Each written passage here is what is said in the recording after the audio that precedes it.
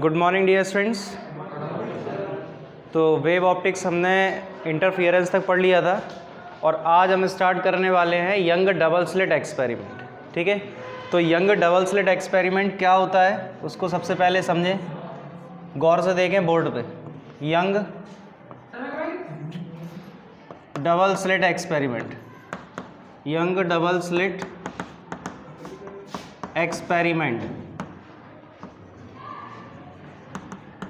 ठीक है, यंग जो है वो एक साइंटिस्ट का नाम है। इन्होंने क्या एक्सपेरिमेंट किया उसके बारे में पढ़ना है। देखो स्लिट का मतलब क्या होता है, जैसे आप लोगों ने वो देखा होगा जो ब्लड टेस्ट करते हैं तो वो एक कांच की स्ट्रिप होती है ना, ग्लास की स्ट्रिप होती है, समझ पा रहे? तो जैसे उस पर अगर हम पेंट कर दें, उस पर क्या कर दें, पेंट कर दें, और उसमें हम ब्लेड से 2 स्क्रैच लगा दें। जैसे मान लो कि ये एक स्ट्रिप है कांच की, इसमें यहाँ पे पेंट हो गया, ये पेंट हो गया कि नहीं। अब इसमें आपने एक स्क्रैच ऐसे किया और एक स्क्रैच ऐसे किया, ठीक है। अब जैसे जब इस पर पूरा पेंट था, जब स्क्रैचेस नहीं थे, तो आप यहाँ से अगर लाइट डालो तो क्या कोई लाइट निकलेगी बाहर? नहीं निकल पाएगी। निकलेगी? नहीं निकलेगी, ठीक है। लेकिन जब आपने यहाँ पे स्क्रैच किए फिर आपने लाइट डाली तो लाइट जो है उन स्क्रैचेस से ही बाहर निकल पाएगी, बाकी पोर्शन से लाइट क्या बाहर निकलेगी? नहीं निकल पाएगी, ठीक है। तो इन्हीं को बोलते हैं स्लिट। क्या बोलते हैं? स्लिट। कितनी स्लिट हैं? 2 स्लिट हैं, इसलिए क्या बोला? डबल स्लिट, ठीक है। तो सुनो,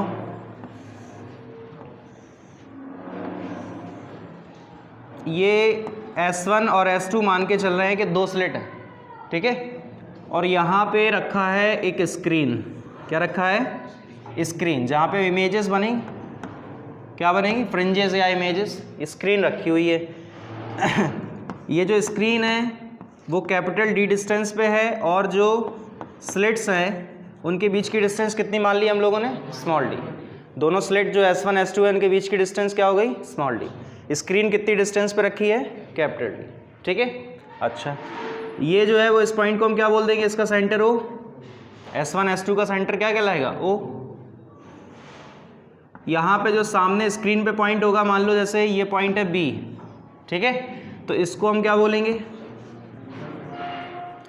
सेंट्रल मैक्सिमा। इसको क्या बोलेंगे? Central maxima. क्या बोलेंगे? Central maxima. अब हम मान ले रहे हैं कि S1 से कोई वेव निकल गई, S2 से कोई वेव निकल के मान लो यहाँ पे मिली है और ये पॉइंट क्या कहला रहा? P। इस पॉइंट को हम क्या कह रहे हैं? P। कहीं भी एट रैंडम कहीं मिल गई मान लो, ठीक है, या तो ब्राइट फ्रिंज बनी होगी या फिर डार्क फ्रिंज बनी होगी। अभी कोई श्योर नहीं है कि ब्राइट फ्रिंज बनी पॉइंट बी पे या फिर डार्क फ्रिंज बनी, ठीक है। बस हमें इतना पता है कि कोई एक फ्रिंज बनी है पॉइंट पी पे, ठीक है। डार्क या ब्राइट कोई भी हो सकता है। ये स्क्रीन था, यहाँ लिख दे रहे इसका नाम। तो सेंट्रल मैक्सिमा से कोई भी जो पॉइंट पी पे फ्रिंज बनी उसकी डिस्टेंस को हमने माना xn। क्या माना? xn। समझ पा रहे हैं? ठीक है। अच्छा, अब S1 से एक परपेंडिकुलर ड्रॉ कर रहे हैं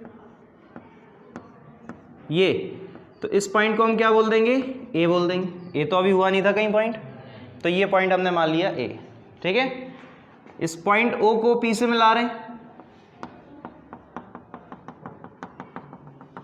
इस तरह से। अब सुनना, थोड़ा ज्योमेट्री यूज होगी। अगर ये एंगल थीटा है, सुनते जाना, डायग्राम में दिख रहा है ना सबको, छोटा तो नहीं है। अगर ये एंगल मान लो थीटा है तो ये एंगल कितना होगा? थीटा ही होगा। Very nice. क्या होगा? थीटा, ठीक है। ज्योमेट्री है सिंपल, ये फिजिक्स नहीं थी, यहाँ मैथमेटिक्स काम कर रही है 10th क्लास की तुम्हारी ज्योमेट्री, ठीक है। तो ये एंगल अगर थीटा है तो ये एंगल भी कितना हो जाएगा? थीटा हो जाएगा। अच्छा, क्लियर हो गई इतनी बात? ओके।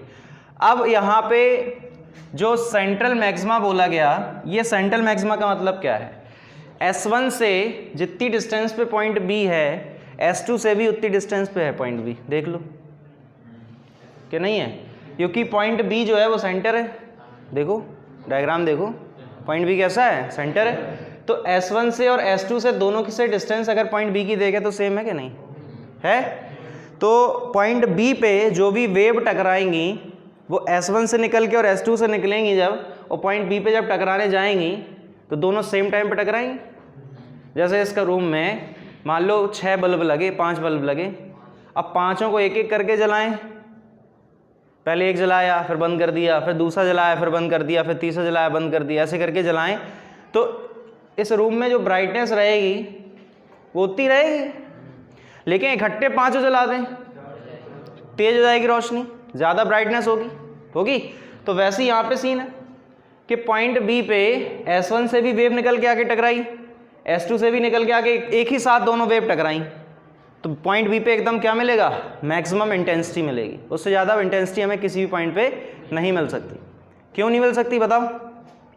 क्योंकि पॉइंट बी के अलावा S1 और S2 की अगर हम डिस्टेंस की बात करें तो पॉइंट बी ही एक ऐसा पॉइंट है जिसकी S1 से डिस्टेंस और S2 डिस्टेंस सेम है, तो वेव जो है वो एक ही टाइम पे पहुंच जाएगी पॉइंट बी पे। इसके अलावा कहीं भी आप देखेंगे तो जो वेव टकराएंगी वो अलग अलग टाइम पे टकराएंगी। समझ पा रहे हो? अलग अलग टाइम पे टकराएंगी, ठीक है।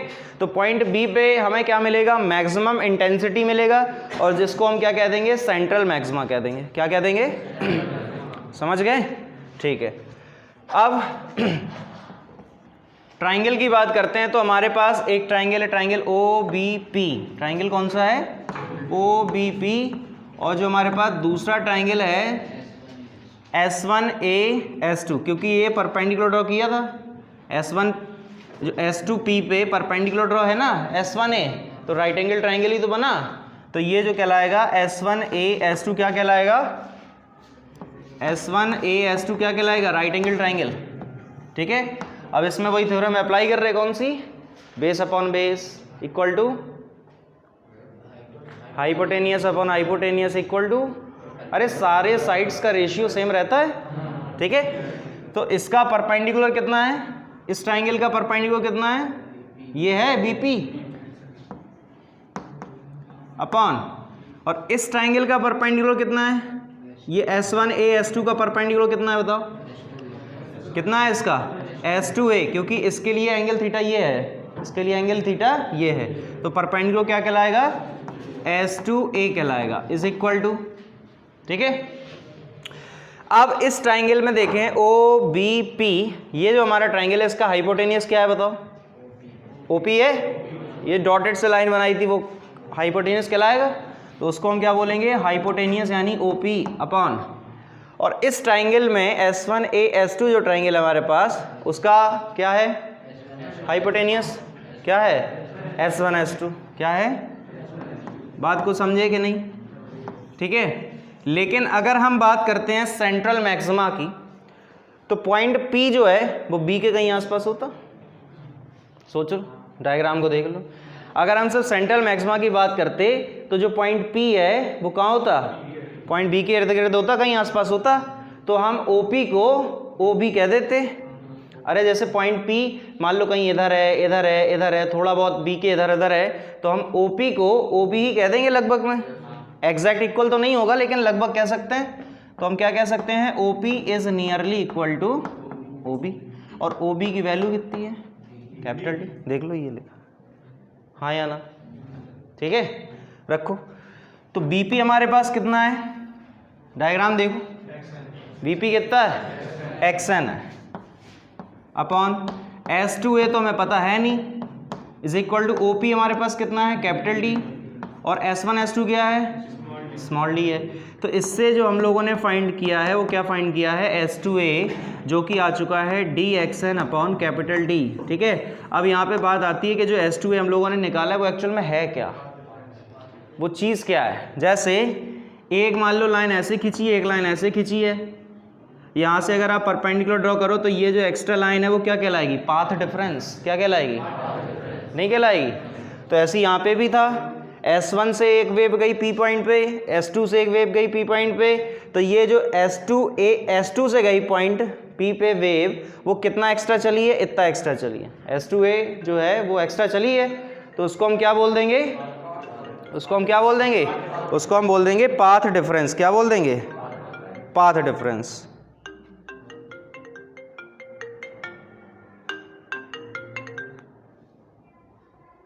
तो उसको हम क्या बोलेंगे, पाथ डिफरेंस। तो ये जो S2A है वो क्या कहलाएगा, पाथ डिफरेंस। अब बताओ इतनी बात में किसी को कोई डाउट हो तो, है किसी को कोई डाउट? सब क्लियर चल रहा, सब समझ में आ रहा ना, ठीक है ना, ओके। अब इसके बाद इसको हटा रहे, ठीक है, ये याद रखना कि कितना आया था पाथ डिफरेंस हमारा, कितना आया था dxn अपॉन कैपिटल D। हटा रहे हैं इसको, ठीक है, कोई दिक्कत तो नहीं? चलो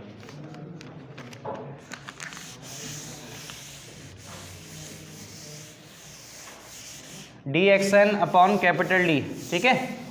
चलो अब जो हम लोगों ने पाथ डिफरेंस फाइंड किया है, ठीक है, अब अगर हम बात करें कि पॉइंट P पे ब्राइट फ्रिंज बनी होती, पॉइंट P पे कैसी फ्रिंज बनी होती, ब्राइट फ्रिंज बनी होती, ठीक है। फिर हम बात करेंगे कि पॉइंट P पे डार्क फ्रिंज बनी होती, दो केस बनेंगे, ठीक है। तो इन केस अगर पॉइंट P पे कौन सी फ्रिंज बनी है, ब्राइट, तो केस फर्स्ट क्या कहलाएगा, if bright fringe, a bright fringe is made at point P, at point P, capture हो रहा सब, at point P, ठीक है। तो अगर पॉइंट P पे ब्राइट फ्रिंज बनी है तो ब्राइट फ्रिंज के लिए जो पाथ डिफरेंस होता है वो कितना होता है, n लैम्डा। ये आप लोगों को क्लास 11th में पढ़ाया जा चुका साउंड वेव्स में, याद कर लो। नोड और एंटी नोड बनते थे, याद आ रहा, नोड और एंटी नोड, उसमें बताया था पाथ डिफरेंस जब n लैम्डा होता है, पाथ डिफरेंस जब 2n+1 लैम्डा बाई 2 होता है, ठीक है, तो नोड बनता है, एंटी नोड बनता है। अरे वहाँ नोड का मतलब क्या होता है, मिनिमम डिस्प्लेसमेंट, एंटी नोड का मतलब क्या होता है, मैक्सिमम डिस्प्लेसमेंट, समझ पा रहे? तो वही है, तो S2A क्या कहलाएगा, n लैम्डा। ये हम लोगों ने मानी सेकेंड इक्वेशन, और एक पाथ डिफरेंस हम निकाल चुके थे। ये पाथ डिफरेंस कहाँ से आता है, 11th क्लास से। एक पाथ डिफरेंस हम लोगों ने अभी फाइंड किया था, तो वो हम लोगों ने जो पाथ डिफरेंस फाइंड किया हुआ था वो कितना था, dxn अपॉन कैपिटल D, ठीक है। तो इसको हम क्या माने थे, फर्स्ट इक्वेशन। अब दोनों को इक्वल करेंगे, क्यों करेंगे, क्योंकि दोनों ही पाथ डिफरेंस हैं। सो क्या लिख सकते हैं, bye equation first and second. तो जब दोनों इक्वेशन को कंबाइन करेंगे सो मिलेगा dxn upon capital D is equal to n lambda.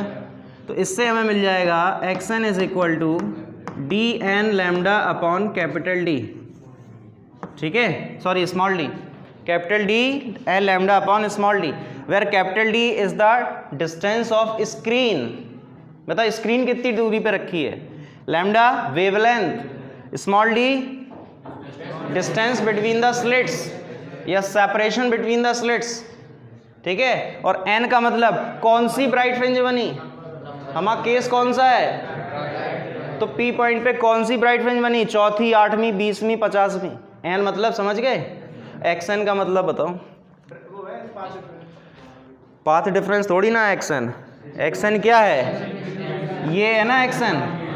तो xn जो है वो सेंट्रल मैक्सिमा से nth ब्राइट फ्रिंज की डिस्टेंस है, क्योंकि यहाँ पे n है, यहाँ पे क्या है, हम बात कौन सी की कर रहे थे, हम बात काय की कर रहे हैं, ब्राइट फ्रिंज की कर रहे क्या नहीं कर रहे, कौन सी ब्राइट फ्रिंज है, n, समझ पा रहे, xn। अभी भूल जाओ xn क्या है, चलो छोड़, ठीक, अभी भूल जाओ xn क्या है।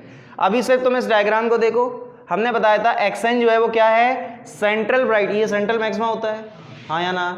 तो सेंट्रल मैक्सिमा से nth ब्राइट या डार्क फ्रिंज की डिस्टेंस, क्योंकि बताया गया था कि पॉइंट P पे या तो ब्राइट फ्रिंज बनी होगी या डार्क बनी होगी। अभी तो क्लियर नहीं था ना, पहले वो तो केस अभी लिया है ना, लेकिन पहले क्लियर था नहीं था, समझ पा रहे हैं। तो जो xn है वो क्या है, सेंट्रल मैक्सिमा से nth डार्क या ब्राइट फ्रिंज की डिस्टेंस। लेकिन अब xn क्या है, अब बात काय की हो रही, ब्राइट फ्रिंज की हो रही। तो अब xn क्या कहलाएगा, सेंट्रल मैक्सिमा से nth ब्राइट फ्रिंज की डिस्टेंस, समझ पाए। तो ये जो xn है वो क्या कहलाएगा, डिस्टेंस ऑफ nth, बोलो यार, nth bright fringe from central maxima, हाँ या ना? कोई डाउट इतनी बात में? बात समझ गए? समझ पा रहे? तो ये हम लोगों ने निकाला एक्सन। अब एक्चुअल में होता क्या है, जो स्क्रीन है, ये जैसे स्क्रीन है, यहाँ पे मान लो सेंट्रल मैक्सिमा बना, क्या इससे ज़्यादा इंटेंसिटी हमें अब कहीं और मिलेगी? अगर मिलती तो हम उसको मैक्सिमा थोड़ी कहते हैं, उससे ज़्यादा इंटेंसिटी हमें नहीं मिल सकती, ठीक है? तो यहाँ हमें सबसे ज़्यादा इंटेंसिटी मिली। अब इसके बाद इंटेंसिटी जो है वो क्या होती जाएगी, हाँ या ना? ऊपर भी कम होती जाएगी इंटेंसिटी, कि नहीं होगी? तो सबसे ज़्यादा इंटेंसिटी हमें सेंट्रल मैक्सिमा पे मिलती है, हाँ या ना? और ऑब्वियस सी बात है कि जब कोई वेव ऊपर जाती तो वो नीचे भी आती, फिर उसके बाद ऊपर जाती, फिर नीचे आती, ऐसे चलता है, यानी अप डाउन ऐसे चलता है, मैक्सिमा मिनिमा ऐसे चलता रहता है। अब क्या होगा, अगर सेंट्रल मैक्सिमा है तो सेंट्रल मैक्सिमा पे एक थोड़ा कॉमन सेंस यूज़ करके ये बता दो कि हमें ब्राइट फ्रिंज मिली होगी कि डार्क फ्रिंज मिली होगी? ऑब्वियस सी बात है कि ब्राइट मिली होगी, तभी तो इंटेंसिटी मैक्सिमम है। तो ये फ्रिंज कैसी है, ब्राइट। इसके बाद अब कौन सी मिलेगी, डार्क, हाँ या ना? फिर उसके बाद कौन सी मिलेगी, फिर कौन सी मिलेगी, नीचे भी ऐसा ही होगा, ब्राइट के बाद डार्क होगा, फिर कौन सी मिलेगी, ब्राइट, फिर कौन सी मिलेगी, हाँ या ना? तो ये ऐसे ही चलता रहता है, ब्राइट डार्क चलता रहता है कि नहीं? समझ पा रहे? तो कोई भी दो कॉन्जिक्यूटिव डार्क या कोई भी दो कॉन्जिक्यूटिव ब्राइट फ्रिंज की जो बीच की डिस्टेंस होती है उसको कहते हैं फ्रिंज विड्थ। क्या कहते हैं, फ्रिंज विड्थ। क्या कहते हैं, उसको हम W या बीटा से शो करते हैं। कैसे, ठीक है? तो इसको मिटा रहे, इसको मिटा दें इतने पोर्शन को।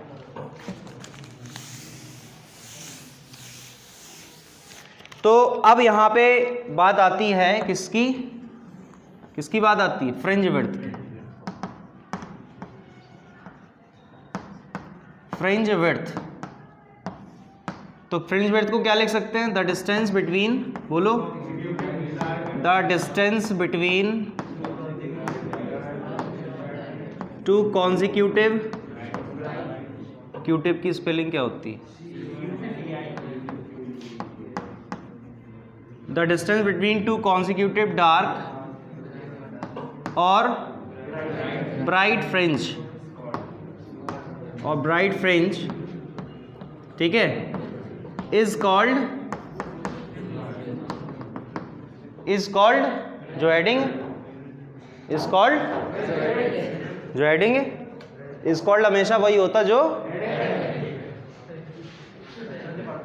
ज्ञान मिला जब तक है देते रहेंगे। तो फ्रिंज विड्थ को हम बीटा या फिर W से शो करते, ठीक है? अब सुनना, हमने क्या निकाला था, एक्सन। हमने क्या निकाला, हमें चाहिए क्या, बीटा चाहिए। तो ये कौन सी फ्रिंज की डिस्टेंस आई, कौन सी फ्रिंज की डिस्टेंस है, फर्स्ट की नहीं है, n लिखा है ना, nth, ये है nth ब्राइट फ्रिंज की डिस्टेंस, हाँ या ना? अगर हम n+1 की और निकाल के इसमें से घटा दें तो हमें बीटा नहीं मिल जाएगा? अरे बोलो भाई, एक ब्राइट, फिर उसके बाद फिर हम ये निकाल चुके, हमें ये चाहिए, तो n की जगह n+1 रख दो, फिर दोनों घटा दो। नहीं बात समझे, समझ पा रहे? तो हम n की जगह पे अगर n+1 रख देंगे तो यहाँ n की जगह यहाँ पे भी n+1 हो जाएगा, तो क्या हो जाएगा, d lambda upon small d और n+1, हाँ या ना? तो हमें चाहिए क्या था, तो क्या हो जाएगा, xn+1 माइनस xn, अरे बोलो रखो, तो d lambda upon small d n+1 minus xn, ये है dn lambda upon small d है। तो यहाँ से कुछ कॉमन आ रही हैं चीज़ें, d lambda upon small d, तो n+1 माइनस n, ये n से n नहीं रहे तो ये 1 बचे, तो d lambda upon small d बन जा 1, 2 बन जा 1, 8 बन जा 1, सब बन जा 1, केवल सीख लो, d lambda upon small d बन जा कि 1। तो जो हम लोगों ने फाइनली बीटा निकाला वो आ चुका है D lambda upon small D. ये क्या आया? Fringe width. क्या आया? डेफिनेशन देखो, the distance between to consecutive dark और ब्राइट, यानी अगर डार्क फ्रिंज हो चाहे ब्राइट फ्रिंज हो, फ्रिंज विड्थ सेम रहनी चाहिए। तो अभी हमने फ्रिंज विड्थ काय के लिए निकाल के बताई? डार्क नहीं, ब्राइट। अब डार्क के लिए निकालें, सेम आएगी कि नहीं आएगी? आएगी। चल देखते हैं, इसको हटा रहे, ये डायग्राम भी हटा दें, ठीक है।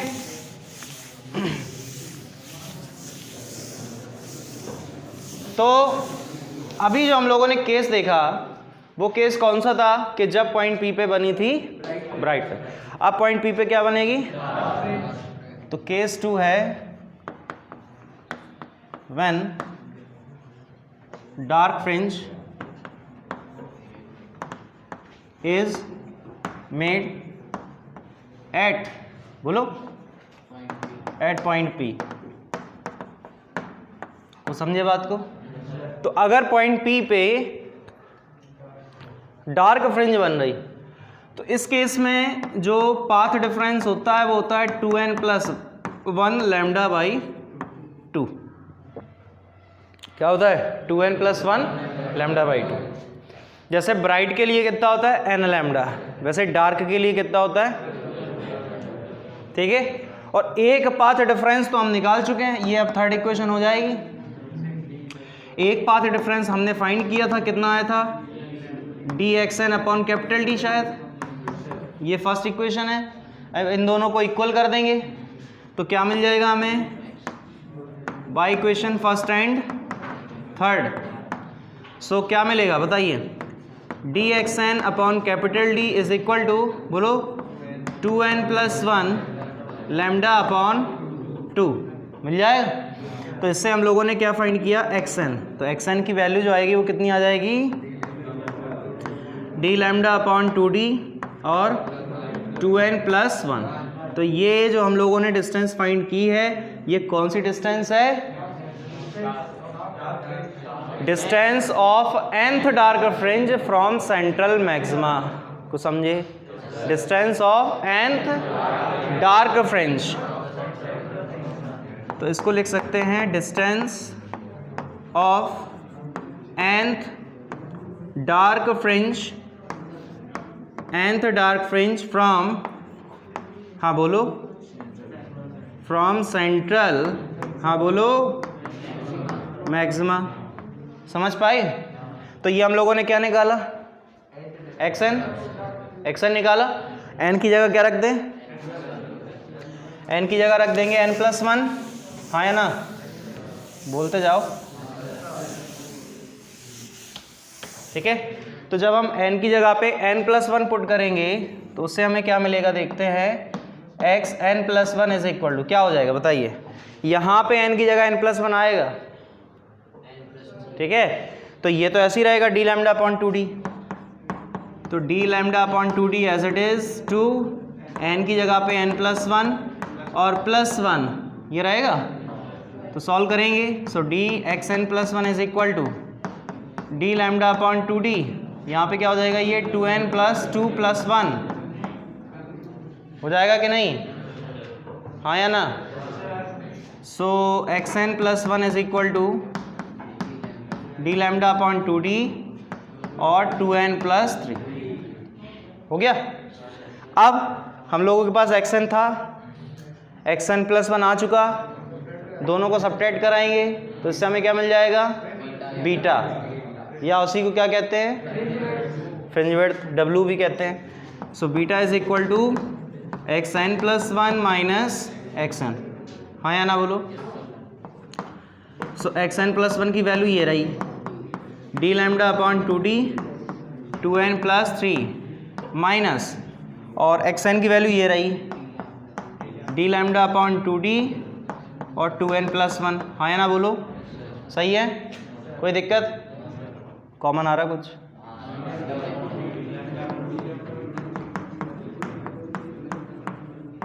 कॉमन आ रहा, क्या बचा, ये बचेगा। तो ये देखो 2n से 2n कैंसिल हो रहा, ये 3 - 1, इस 2 से ये 2 कैंसिल हो रहा, अरे हाँ या ना, तो ये 2 से ये कैंसिल हो गए। सो फाइनली जो बीटा आया वो d lambda upon small d आ गया कि नहीं, सेम आ गए दोनों। तो ब्राइट फ्रिंज की बात हो या डार्क फ्रिंज की बात हो, जो फ्रिंज विड्थ है वो सेम रहेगा, ठीक है। बस याद इतना रखना है कि अगर ब्राइट फ्रिंज है तो पाथ डिफरेंस क्या होगा, n लैम्डा, अगर डार्क फ्रिंज है तो पाथ डिफरेंस हो जाएगा 2n + 1 λ/2 हो जाएगा। इन पे डायरेक्ट क्वेश्चन आते हैं न्यूमेरिकल्स, ये इसीलिए लिख दिया था लाइन, ठीक है। क्वेश्चन में गिवन होगा the distance of fourth bright fringe from central maxima is something, जो भी गिवन हो, जैसे क्वेश्चन दिए गए आपके बुक्स में एनसीईआरटी में, ठीक है। तो आप उन क्वेश्चंस को ट्राई करना। तो अभी कोई डाउट आ रहा है इसमें किसी को? तो आज के लेक्चर में इतना ही रखते हैं। नेक्स्ट लेक्चर में स्टार्ट करेंगे डिफ्रैक्शन।